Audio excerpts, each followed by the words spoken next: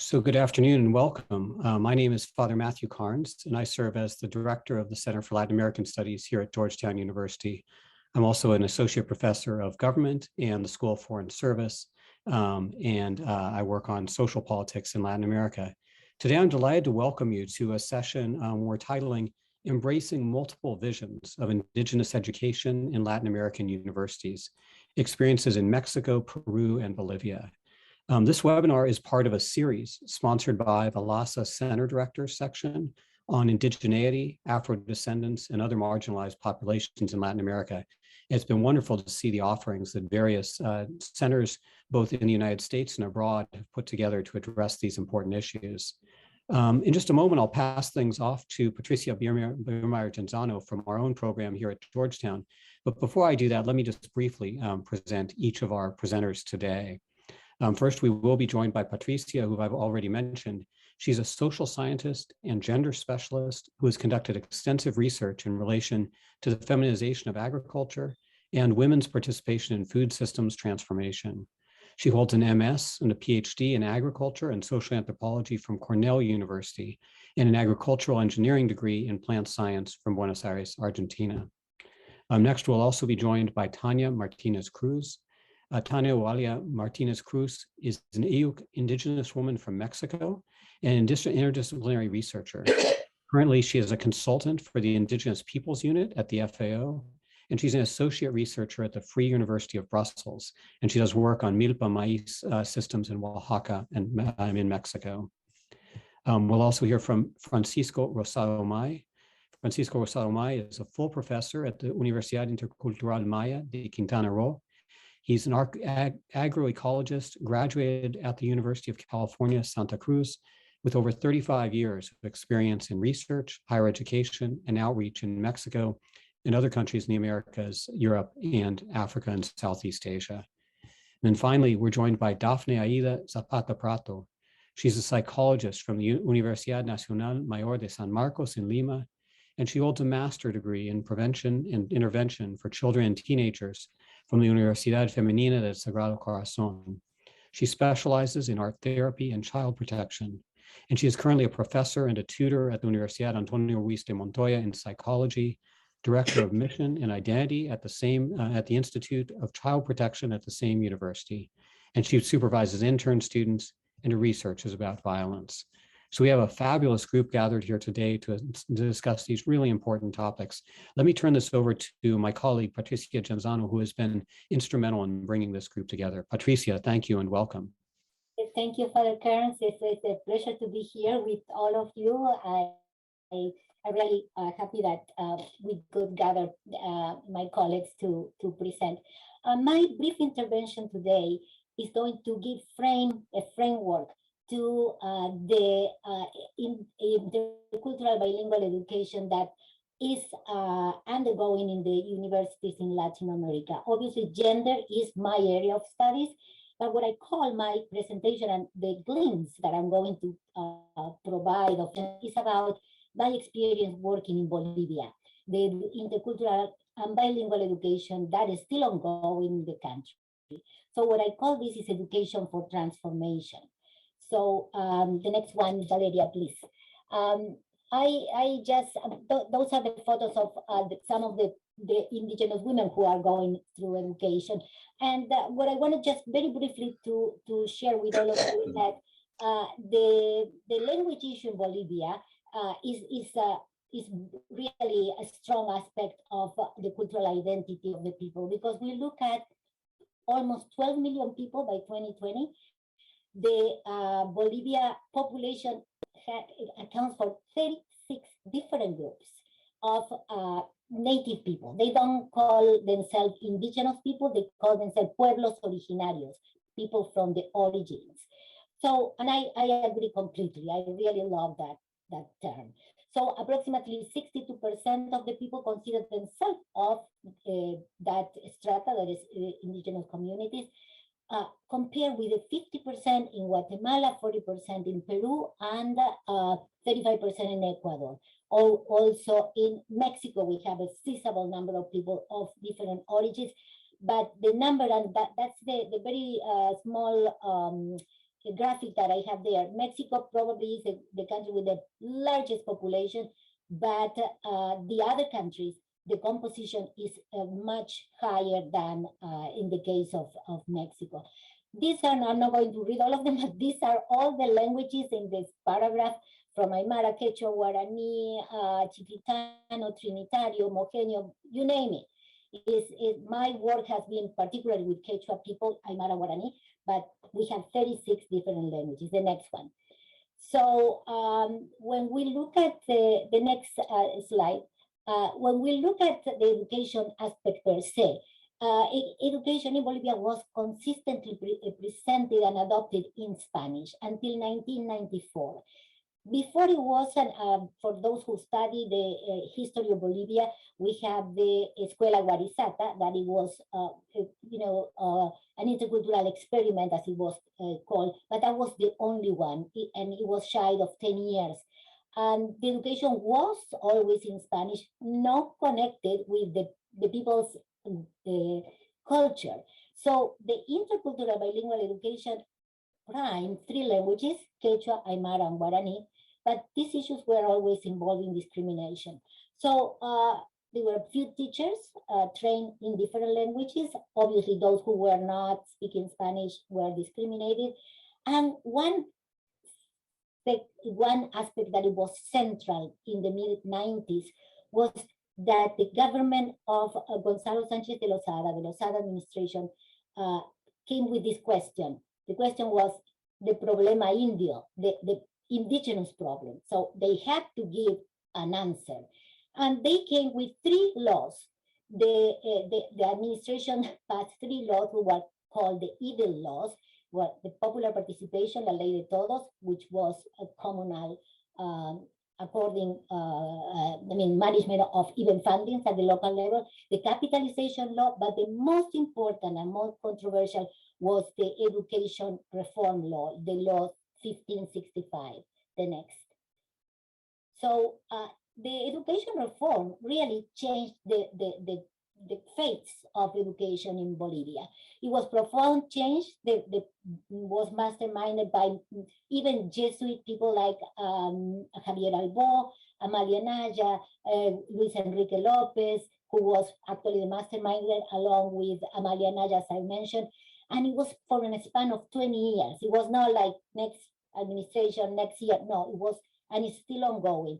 So we have the indigenous people play a very active role as a part of the Indigenous Educational Councils, the CEPOS. It was more than $200 million. We are talking about this amount almost 2 decades ago, with foreign donors, Inter-American Development Bank, World Bank, matching funds from Bolivia. But the community was involved. That was important. The food was part of it. The business was part of it. The market, everything. So one aspect that I wanted to just connect with my colleagues are going to talk about is that indigenous women and women, in fact, have a very important role in this kind of education. And it was through new programs that connected with the community, and that was the new education program of the bachelors in pedagogy, that they were women from the community who were trained, obviously in a school, like boarding school, like the ones we have here in the US, but they were connected with the community. They didn't leave and stay forever in a boarding school. They were going and coming back and forth. The next one. And these are, go back just a minute. I wanted just to mention something. These are the classes. I took those photos for the classes in the schools. The women were, trained to show their food, their drawings, their education. So everything was connected. Now, yes, the next one, Valeria, please. So this is the next one is the map of Bolivia. The education reform presented this education, the bachelors in pedagogy in different parts of the country, even in Pando, very north of the country. My study was in Cochabamba, Bolivia, but in the province of Mizque. That was really a hub of indigenous education. So the next one, as you see, these were some of the recurrent meetings that I have and circulating through the different parts of the country, the school alternated with the work in the communities. They reinforce their cultural identity, they value their ethnicity, and they included the cosmovision. These were the classrooms. Look, those were potato plantations. The children learned their music and their dances. So it was not a break in listening Spanish all of a sudden, not understanding anything. The next one, and I think it's going to be the last probably. And this is something important.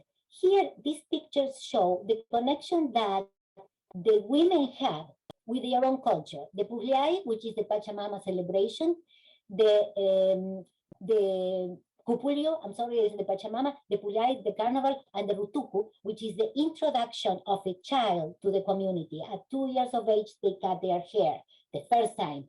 So all these things, instead of saying, this is backward, we don't want it, don't put it in a curriculum. Those were central part of the curriculum, and the people connected with them. The next one, please. So just to close down my presentation and my introduction, if we wouldn't have had the education reform, I doubted that in 2006, Evo Morales would have been sworn as the first indigenous president in Bolivia. Then several years later, we have 3 new universities in Quechua and Aymara and Guarani for people of those ethnic groups. In 2009, the country changed the name. It's not Bolivia anymore. It's the plurinational state of Bolivia. And half of the ministers were women. So the gender connection is very strong, and we need to understand why it was a success in certain areas. So I mentioned Charagua is one of the towns in the Chaco, in very, very west, and that town is independent in certain ways of several aspects of the politics. And what do we have now in 2022? The cultural preservation not only should be adopted through bilingualism, and that's what my friends are going, my colleagues in the panels are going to talk about. Language is an anchor of your identity, but it's not the only one. And we have the universities must continue evolving and working in the intercultural aspect. And I see that the intercultural bilingual education, what it means is a social transformation. If we get to that, then from the very, very early stages, as I show you, the Wawawasi, the daycares that there are, and the people. This is a photo of the first cadre of PhDs in Tupac Katari, that they just got a degree March 30th. They just graduated with the first PhD in Aymara. So, and took almost 30 years. So it is a painstaking situation, but we need to start at all levels. With that, I wanted to thank you, the last one, and thank you so much, Valeria. I'm just gonna change gears and let Dafne to jump into her case in Peru. Thank you very much. Thank you, Patricia. Good afternoon. Thank you for this space to share our experience in Universidad Antonio Ruiz de Montoya in Lima. I focus today in our tutoring system and how this space is an important space to support our Andean and Amazonian students. Next, please. At first, small words about our context. Peru is have a social and reality very rich and complex. It's a multicultural country. We have 55 natives group, pueblos originarios, who speak 47 different languages and are made up of 4 million people. This generates an impressive wealth of cultural expression, but also a market inequality and lack of access to opportunities for a large sector of our population. This is especially evident in the possibility of access to higher education. For example, Spinoza refers that language is one of the difficulties of access to education in the country, likewise geographical location, such as Quechua-speaking peoples who live mainly in rural areas where there is not access to higher education. Then they need to move to big cities like Lima or Arequipa or Ayacucho City to if they want to study at the university. Also, Oscar Espinosa reports that a few years ago, Amazonian people access exclusively to be trained as intercultural teachers, but not to other majors as psychology or engineering or economics. But now this access is improved for them, especially since creation of Beca 18 program. I will talk about this program today. And also with the creation of intercultural universities in Cusco and Pucallpa. Despite this, access to quality higher education in Andean and Amazonian communities is still lower than the population of cities and Spanish speakers. Next, please. At first, I want to, I think, Valeria, que necesitamos, next, please. Thank you. I first want to say that our tutoring system is not only for Andean and Amazonian students. It's a program for all students all the time. During the major, during the students, but is especially important for our Amazonian and Andean students. Why? Because they have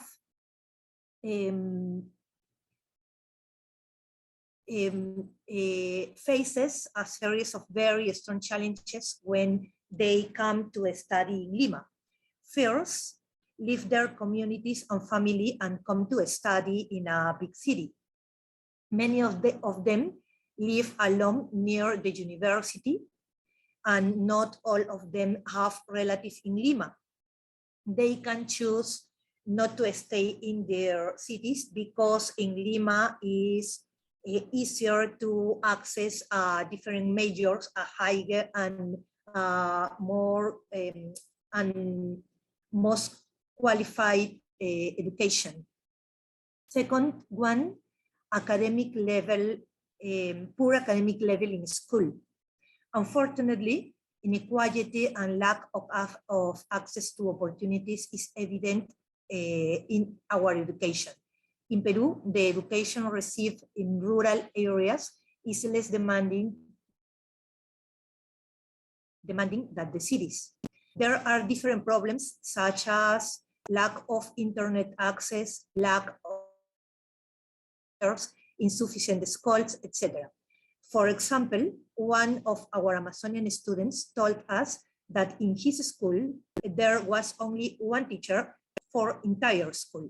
And that teacher had come from the nearby city, parked by bus and parked by river in a boat, and then returned to the city. So of the 5 days of the week, he was really only 3 in the school.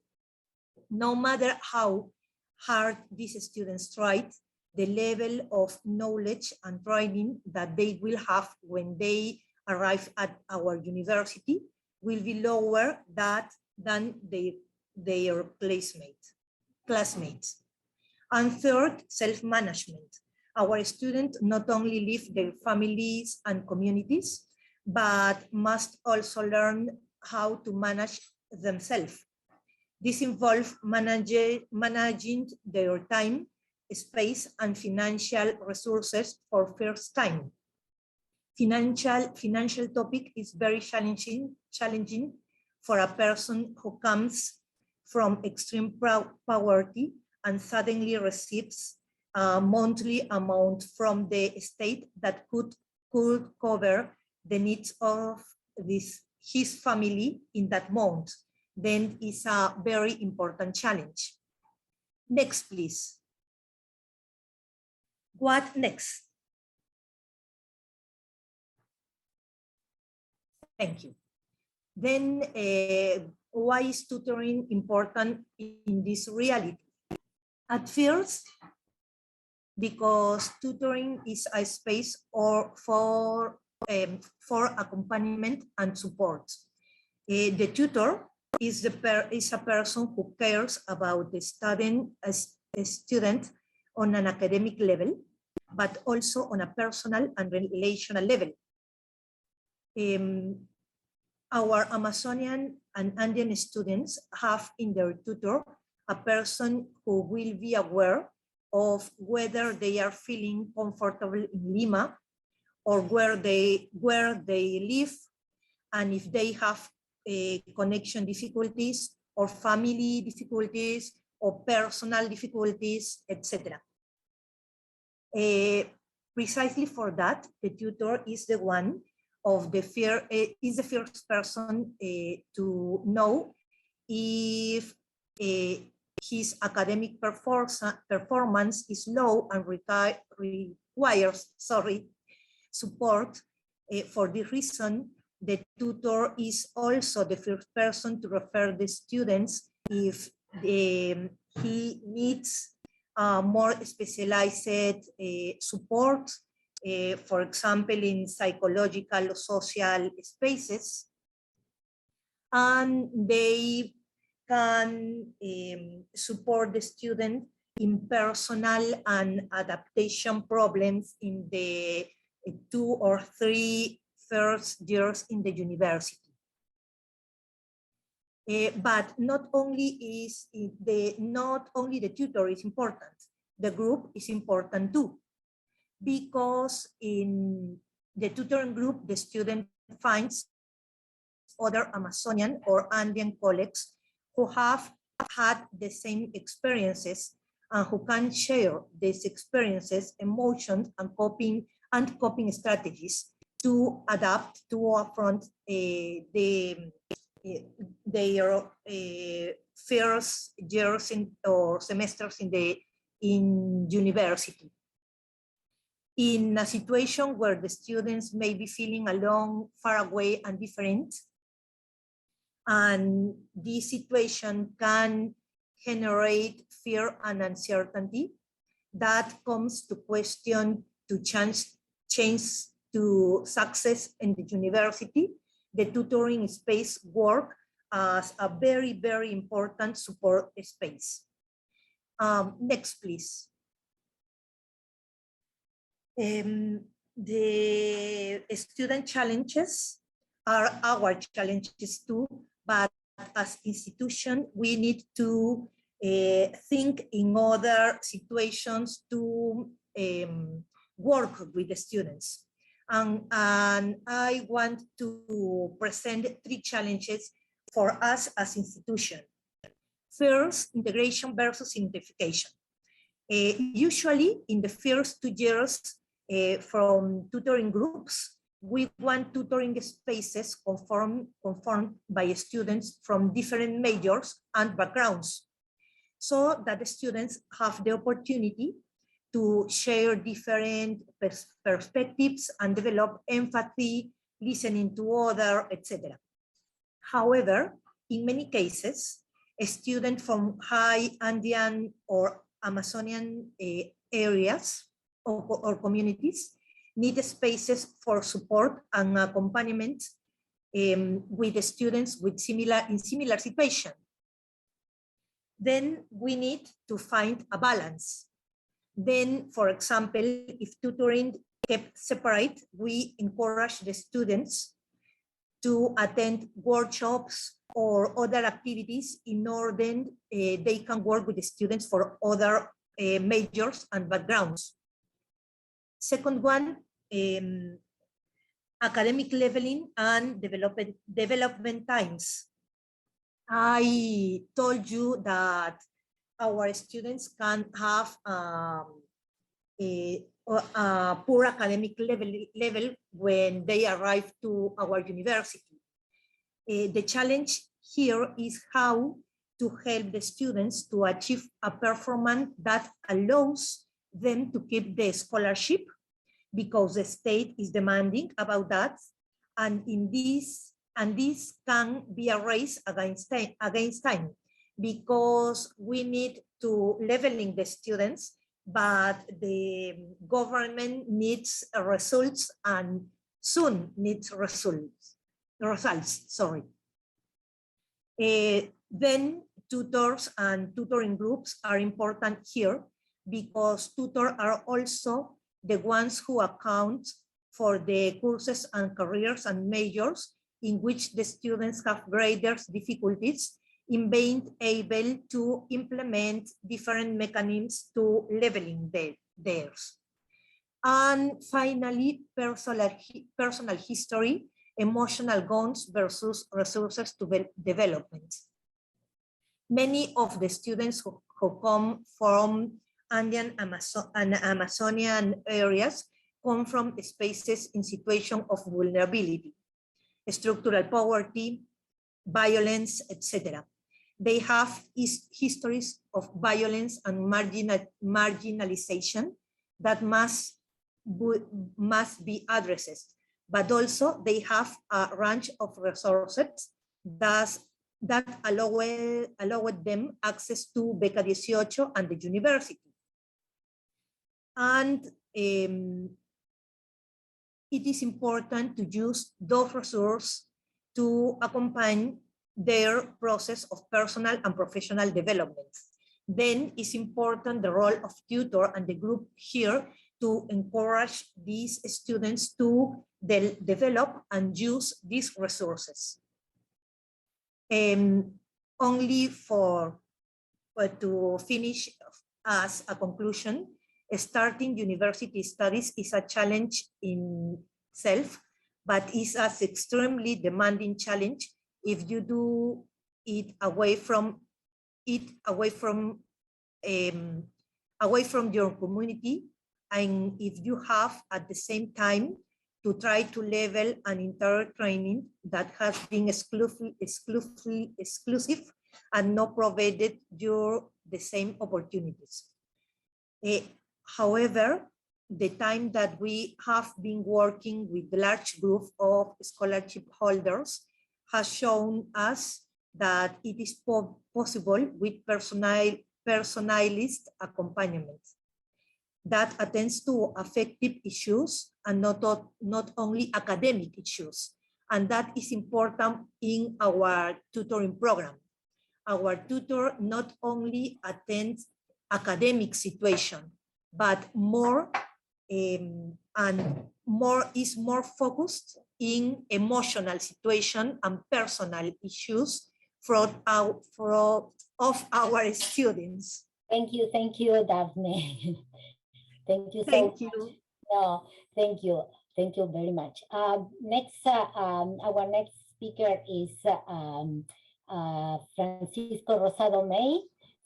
Francisco, as Father Carnes mentioned, is the founder of the Maya University in Quintana Roo. So, Francisco, the floor is yours. Adelante. Thank you very much. It's a pleasure to be here. I am going to talk about the experiences that we have at the Intercultural Maya University in the state of Quintana Roo, Mexico. Next slide, please. Okay, in Mexico, the students, indigenous students, used to have, until a few years ago, two possibilities. On the left, in the upper right of your left, you will see a diagram that shows that indigenous students could go to an indigenous university. These indigenous universities are based on the concept of interculturality. That means that in those universities, a lot of the indigenous culture is being studied, aiming at recovering a lot of the knowledge and customs and experiences that they have lost over over centuries since the Spaniards arrived in Mexico. In the upper right, you will have another possibility for indigenous students. It is to go to what we call conventional universities. A conventional university is universities most likely like Georgetown University. In these universities,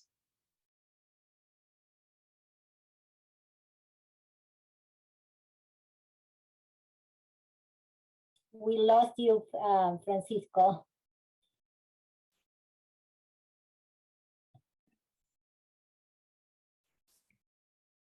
Francisco?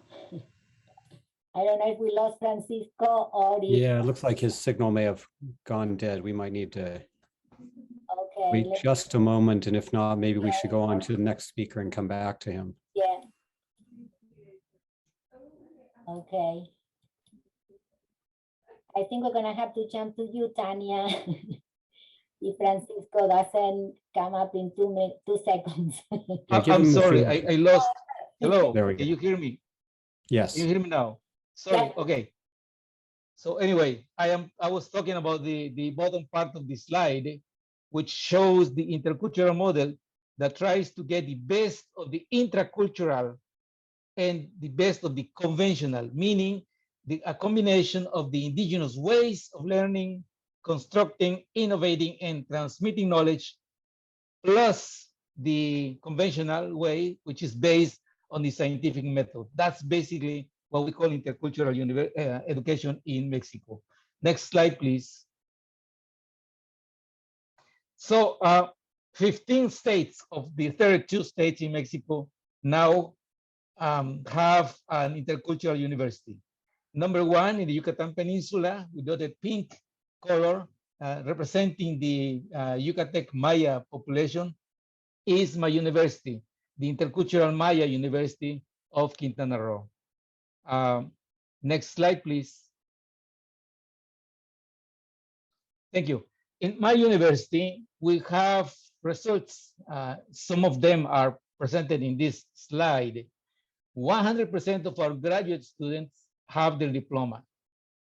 Undergrad students have achieved their diploma. The average in Mexico is 35%. Over 90% of our undergrad students either got a job or enrolled in a graduate program. The national average is below 60%. Amongst all intercultural universities in Mexico, UIMCRO, Universidad Intercultural Maya de Quintana Roo, has the highest percentage of graduate students joining a graduate program, undergraduate students graduating, joining a graduate program, mostly women experiencing academic exchange in and out of Mexico. Almost 50% of the finances of UIMCRO came from projects developed by faculty. The average in Mexico is between 15 to 20%. The economy of the communities within the area of influence of UIMCRO is showing improvement, mainly because graduate students from those communities are developing projects financed by the government or by NGOs. Next slide, please. We built all of this, we achieved all of this based on our definition, working definition of intercultural education. And that is, intercultural education is the result of a process which takes place in a safe environment. I stress safe environment, allowing the manifestation and development of different ways of learning, constructing, innovating, and transmitting knowledge, local and non-local. For example, scientific method. As a result of this process, new knowledge, intercultural knowledge due to synergy should emerge. In addition, intercultural education encourages global values for human interactions. That's our working definition. That's what's led us to the results that I just showed. Next slide, please. And this is the overall vision that we had. Most of the cultures in Mexico go through the bell curve. There is a beginning, there is a peak, and there is a decline. That is also happening with the Yucatec Maya culture. Before that decline achieved a full extinction, luckily, we were able to have this intercultural Maya university. And the idea was that at the peak of the Maya culture, we were protagonists. And then there was discrimination and there was a decline. With WIMCRO, we are now tolerated and aiming at, again at a higher level of being protagonists again. All of it based on the definition of intercultural definition that I just mentioned. Next slide, please. And here is a list of 6 references for further learnings about our university. Thank you very much. Thank you, Francis. Over to you. Thank you, thanks. That's wonderful. Thank you for the references. So now on, the last but not the least, we always said, Tania Martinez-Cruz is going to join us. And Tania is going to give us just a lecture, conversation of her experience. She's also from Mexico. So Tania, you can get started. Thank you very much. I wish I could share like my experience like Francisco and Dafne have done, because they have a lot of experience in intercultural models of education at different levels. So something I would like to start with, I think in Mexico, I really like the presentation of both, but I think in the case of Mexico, my parents were rural teachers or indigenous teachers. And I think we have to go back to the times when indigenous peoples were granted the right to educate. A lot of this education was to incorporate us into society, to modernize us, let's say. It sounds mean, but I think with all the stories that we have seen recently in the news, it's clearly understood that there was like a whole thing that wanted to delete that past or that culture. And why our culture, well, then there was a generation that said when many teachers were hired, they were hired to teach children to speak Spanish, but not to keep their own languages. But there was a generation that said, why should I be giving up my culture? And they started or were allowed to teach in Mije in Spanish. I'm from Eyu, Mije people in Oaxaca, Mexico. But I think the whole goals of an intercultural education in the way that Francisco portrays it, I like the work of Francisco, because if you look at his work, just like connecting some of the points, when we see the climate crisis and many of the challenges we are facing, and for example, now that I work in food systems and we say that 80% of the biodiversity, it's kept in the hands or safeguarded by indigenous peoples, or when we say with COVID-19, we have lost so many of the values. We are such an individualistic society, and many of the indigenous peoples work in collective reciprocity values. I think those things are missing a lot in our current system. It's not only about innovation and knowledge, but also about many of the values that are around many of these indigenous cultures. So I follow a different path. Yes, I was raised visiting several communities with my parents as a little girl, where they were indigenous teachers. But then I follow more or less what the path that Dafne said. I had to migrate to a urban setup if I wanted to gain education.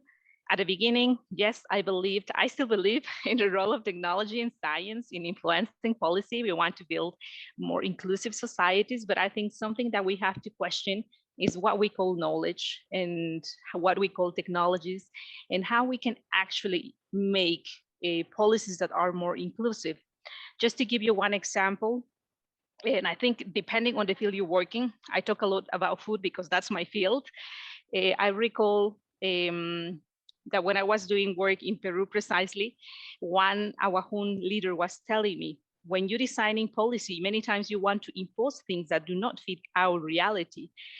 He was telling me, I took, for example, once some worms to a minister of social development, and I gave them to her, like saying, I got you food, I got you a present, and these worms are sacred for us. She reacted and said, what do you want me to do with these insects? And then she was like, well, that's the way we feel when you try to come and impose something on us, but you don't first try to understand what's the dynamics in our communities. And I think this can be applied to several fields, because I think many times when we are creating experts, yes, if we believe in the role of science and technology in shaping lives, improving lives, we also need to question what sort of knowledge, what voices are we taking into account, but also how we can make more pluralism when we are embracing these different voices.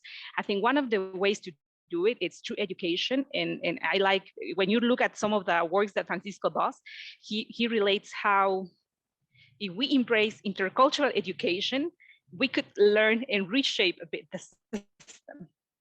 I like this expression of the Zapatistas to say, let's build a world where many other worlds fit. And to do this, we need to have this pluralism of voices. So for some time, I also worked in politics of knowledge. And one of the questions I had, is it like the people that is designing policy does want to exclude intentionally, or is more that they lack to understand the different realities that we live in?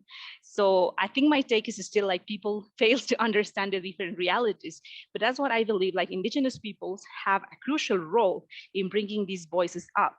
And yes, science and technology has been my path, but I think there are many other ways in which we can do it. It can be through food systems, it could be through education, but we need to build this pluralism, but also reteach these experts. It's not only for indigenous peoples. If indigenous peoples show that they are able to combine, like Francisco said, innovate through different, navigate through different worlds, why is that many of us as experts also are not able to learn from them? So I think for me, it's more like, yes, we should be thinking in creating a plural policy or multicultural, intercultural policies, but that also means that the experts and people that it's at different levels, whether they are indigenous or not, should be willing to learn also from indigenous peoples. This is just my thoughts. Thank you so much, Tania. That's a great end note for the presentations. And I wanted to open up the little time that we all have just for questioning. And thank you to Dafne, Francisco, and Tania for their eloquent comments and presentations. One question that we have in the chat is from Professor Mendelstam, Marjorie Mendelstam. Marjorie works on indigeneity as well. And she asked to the panel, please explain a little bit more, just a couple of words, if you can share, about the cosmovisions. How can we integrate education programs? And the term, she mentioned, the term has become significant in the indigenous studies, particularly in Latin America. So, and I think Marjorie is here, so if anybody wants to add to it. Any reactions? If no one wants to intervene, I think I can take a go, sorry. So I think I'm gonna speak about food systems again, because that's the part I know the most. And I think just something as simple as the biocentric approach. Francisco is going to challenge me on using the term biocentric approach, and it's fine.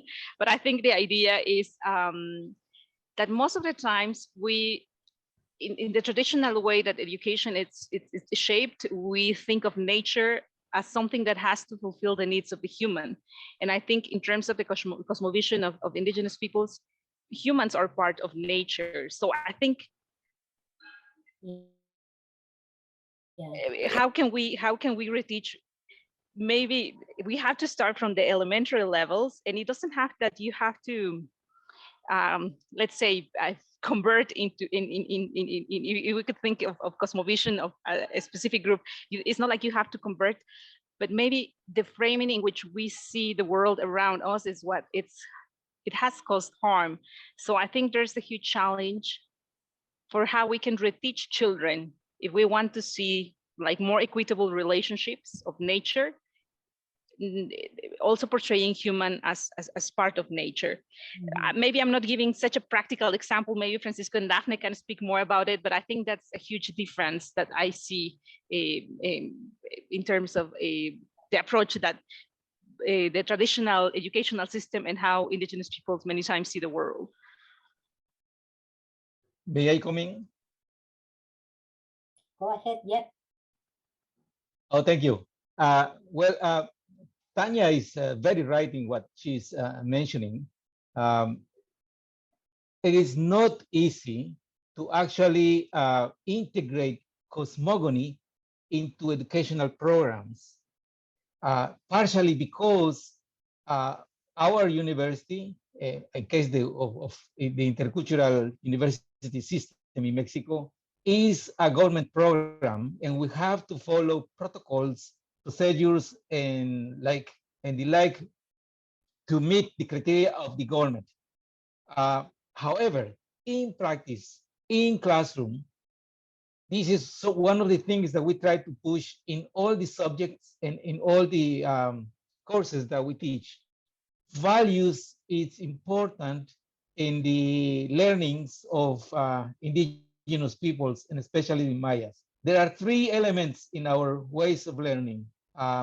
Observation, which is also present in the scientific method. Practice, because we are more inductive than deductive. And values. Nothing that happens under observation or practice has any meaning if it doesn't have values. And that's where we reach the need of the federal government to understand cosmogonies and our own understanding of cosmogonies. I'm not sure if I'm very clear on this, but it will take me a little bit of diagramming to explain what I just mentioned. In other words, it is difficult to present something tangible because we have to fulfill the needs, the bureaucratic requirements for our universities. And at the same time, we know the importance of it and we push it in our lectures and our courses. Thank you, Francisco. One thing that I want to add, if any Dafne or anybody else wanted to jump or add another question, you're welcome. One of the comments that you, both, all of you, Tania, you and Dafne, the aspect of, to me, the intercultural connection also has the aspect of power, the power of the language prestige. There is a lot of academics who have focused on language prestige. And at least in the case of, I study my work, my dissertation is in Bolivia, is something about the power issue and how we understand this bioculturality that you and Tania mentioned.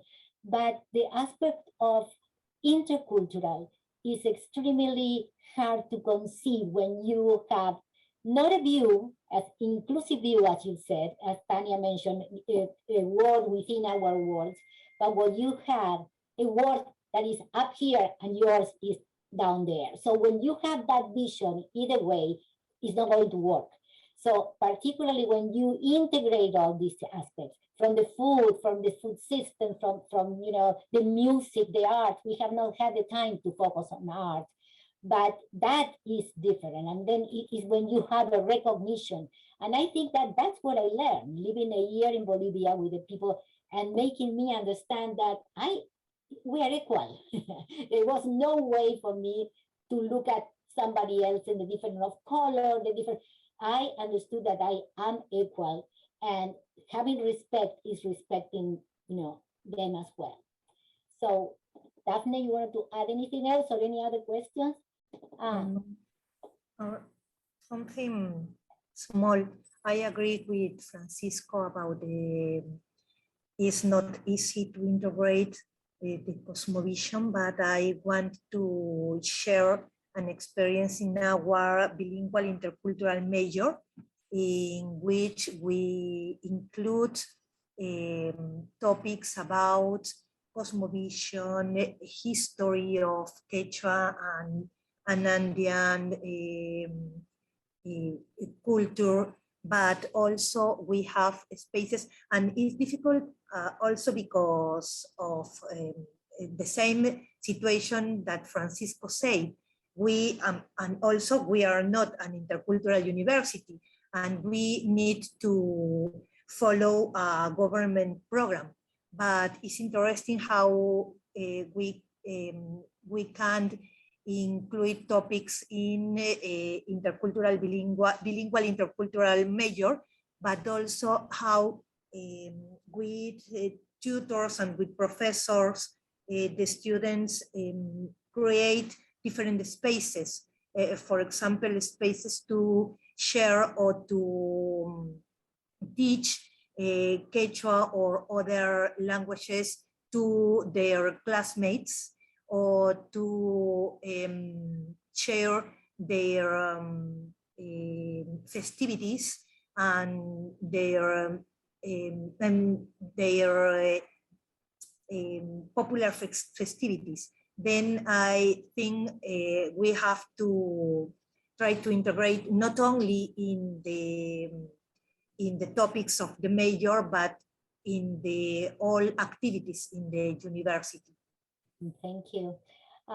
Maggie Thompson, she just asked a question, said, do you see a future in which students learn indigenous language alongside of English? And I'm gonna connect another question by Rebecca Contreras. Rebecca asked us about student. Rebecca is a student, so she's asking us how we can connect integrating intercultural learning for students in programs. So those two questions, if any of you wants to take it. May I come in? Yeah, sure. Yeah, thank you. Okay, English is important language for us in the Yucatec Maya people, because we have Cancun and all the Riviera Maya. We get about 20 million gringos coming in, meaning from the US and Canada and Europe, and all of them speak English. So a lot of people are interested, those who work with it in the tourism industry are interested in learning English. But I have to say that in the beginning of our university, English is mandatory in our university, but in the beginning, a lot of students fail English. And the problem was not about not knowing how to learn. The problem was the methodology that was used by the teachers teaching English.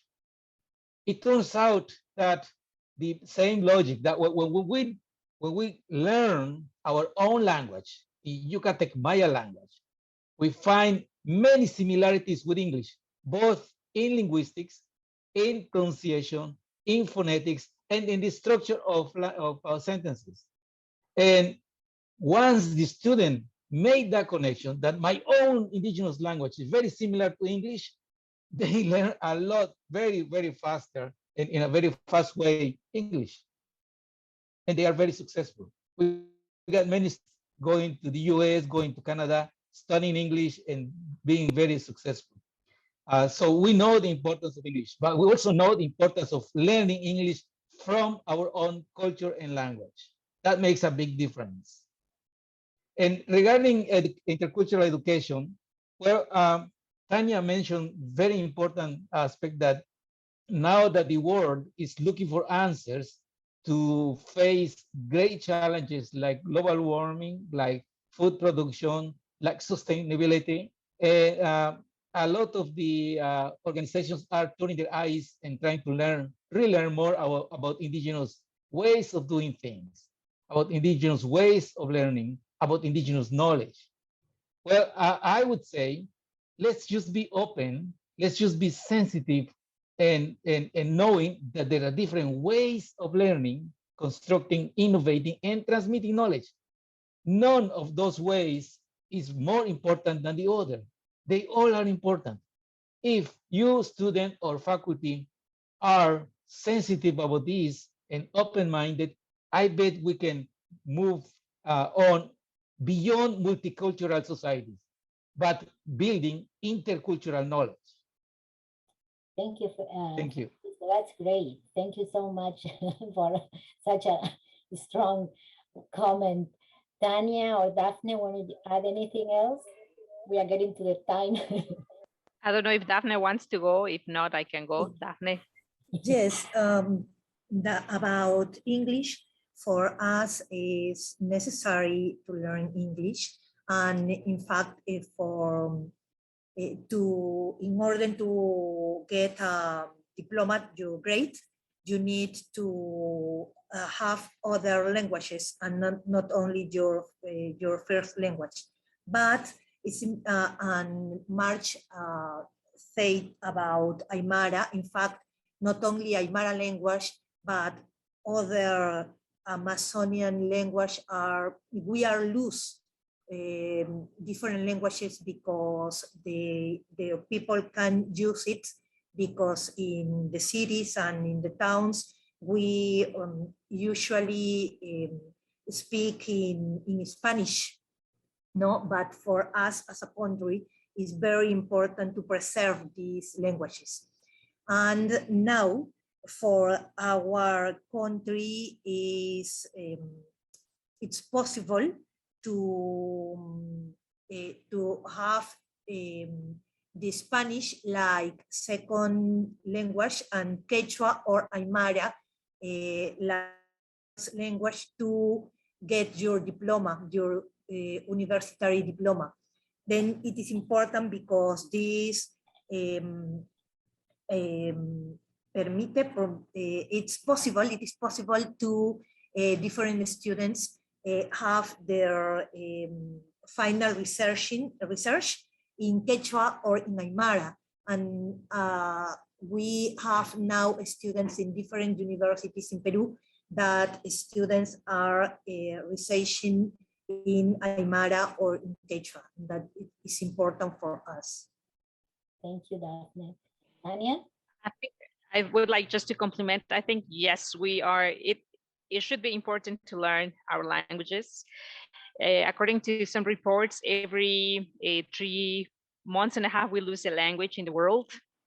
And why the languages are important, I think, because they are like the backbone of the traditional knowledge, and they are the backbone of I was giving just the figures of, for example, biodiversity that has kept all this biodiversity. So when a language dies, we also lose a lot of this knowledge. But I think we have to recognize that we're still facing or living in a world where there's like a lot of racism and discrimination. And that's one of the main reasons why people do not want to speak the languages anymore. I see it in my home village. Yesterday, we were just like talking with a collective, and it's sad to see like more than a half of the children aged 5 to 10 do not want to speak Mije anymore. And all this is linked to processes of discrimination. And I think what we have to, yes, I agree that also English is important because it's like a universal language, but it would be better if we could recognize that the languages have the same value. Like, for example, in Spanish, there's the word dialecto, which is like a dialect. And usually we use that to acknowledge all the languages, the indigenous languages, when it's not a dialect, it's a language, but it's so commonly used in the daily vocabulary that you from there are already seeing that there's like a process of discrimination, right? So I think what I see is like there are some also generations, younger generations that are working on language revitalization. And I think we should be the ones that are in academia, people that is working with indigenous peoples, also like joint efforts if we want to support indigenous initiatives to revitalize and preserve the language. Thank you, Tania.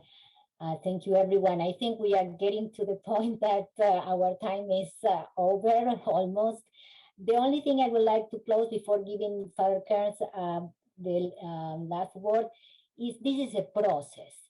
And I think that people like Dafne, Tania, Francisco, and Kevin, that he's listening behind the scenes, and several other colleagues, this is a process, and you all have come to this understanding that this is a process, and we need to start even in the early stages of our life. We need to go from the not even the kindergarten, from the home, to be open, embrace, and then have this common feeling that we are equal. We are human beings, have the same knowledge, the same understanding, the same humanity.